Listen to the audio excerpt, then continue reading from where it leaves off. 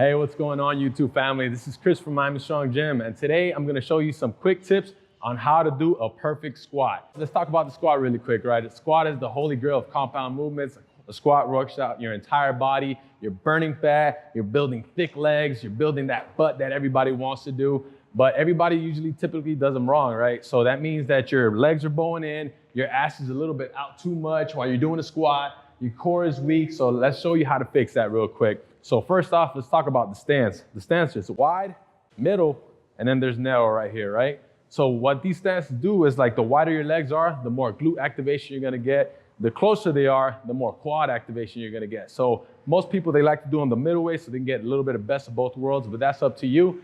And the next one that we're gonna talk about is hinging at the hips. You don't wanna think about your knees going out. You wanna think about sitting down on a chair to where two fingers pushing yourself back. There we go. That's how you hinge at the hips. When you hinge at the hips, you wanna make sure your core is nice and tight. The tighter your core is, the more you're gonna be able to protect your back. You don't wanna have those back injuries. A lot of people avoid the squats because they get hurt, and you get hurt because you're not doing it the right way, right? So for me, for example, I like to carry that narrow width. When you're there in that position, make sure your core is nice and tight. Make sure your glutes are tight, because you're sending those muscle activation signals to your head, to your brain, and making sure that your body knows how to react the right way. This is how you do a right squat.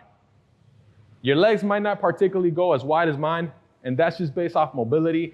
A good way to increase your mobility is to do a lot of stretches before you actually do the squat. Some people have tight thoracic spines. Some people have tight hips. Make sure you get some good stretches in, and that'll actually help your squat improve instead of doing it the wrong way.